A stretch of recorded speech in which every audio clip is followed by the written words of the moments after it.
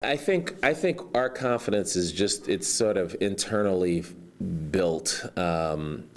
What's going to help us is the fact that we're playing at home, the fact that we had a good result against them last time, the fact that we know that they've got a lot to play for, so we won't need any wake-up call as to how intense the game's going to be. On top of the fact that it's a Civil War game, and then the fact that we haven't won a game in a while. So I think all of that kind of gives us a lot of stuff to focus on to do well.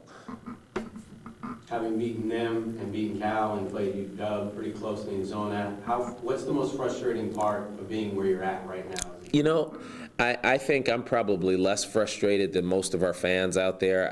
The most frustrating thing is that these guys haven't won those games, and I'm rooting for them just as much as our fans are, because these are terrific kids who have put in a lot of work, and I think they overachieved a little bit this season, and the expectations are high, but that's how we won it. My feelings are that I just wish we could turn the corner a little bit more with the record part of it. But I know how these guys work on a daily basis, so I'm rooting for them as well as trying to help them find a way to win. Given some of that frustration record-wise, what does it mean for you guys to be going for a sweep against Oregon? Yeah, that's always nice. I mean, that's a good feeling, and I know how our fans and our administration and our whole program enjoys having that opportunity. Our team enjoys having that opportunity, but it doesn't mean anything until we do it, so we're not talking a lot about it. We're just trying to go to work every day and prepare to play our best game. Coach, what do you remember about what the things you were able to do to win that first one?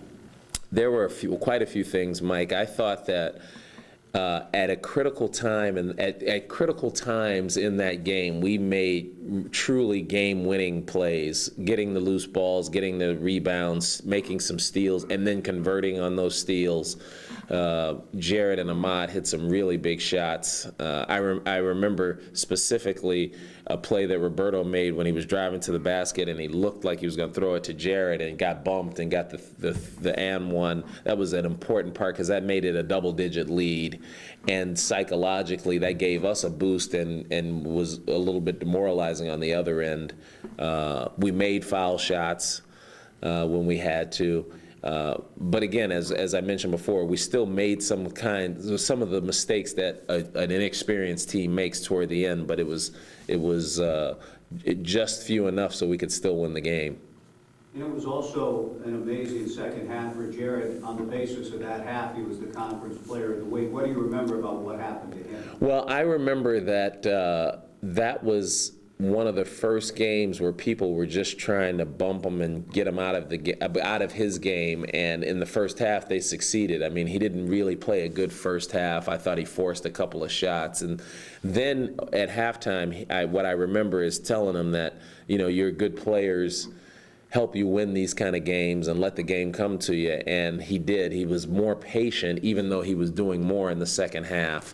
And Jared realizes that he doesn't have to score a lot of points to help us win. He does so many different things, and that's what I remember about his game, especially in that second half.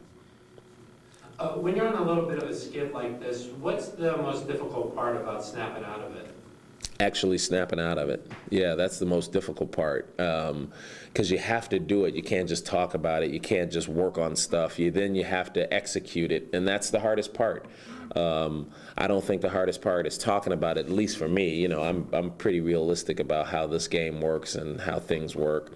I don't think it's practicing, making them run until they can't breathe. I don't think that's it. I think it really comes down to actual execution after you've put in the time at practice. Do you feel like the pressure to snap out of it is starting to build, or can it wear on you? Like, hey, man, we need to get one. Oh yeah, certainly.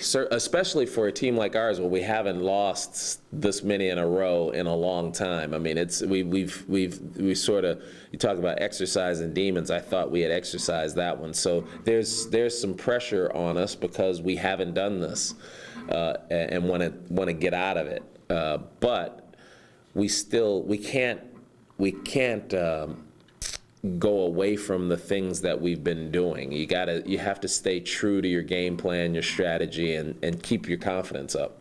At this point of the season, is that more mental or physical, trying to get it going? I love that. That's very astute. It's absolutely mental. I mean, this time of the year is almost completely mental. I mean, guys, every team's got guys who are banged up and guys who are tired and guys who are mentally sort of checking out for whatever reasons. So this is the time of the year when you like to tail back things and get them refreshed from a mental and an emotional standpoint. Is this the kind of year, this kind of conference where one win snaps you out of it, or is it deeper than that? Well, I don't know about everybody else. I think for us, one win is that'll snap us out of it. That's for sure. But we don't want to. I know I've spent the whole year telling you we think of one game at a time, but. That's how we think as a team. As a coach thinking globally, it's nice to go on a nice little run here that you've got 3 home games to play in a row. Is it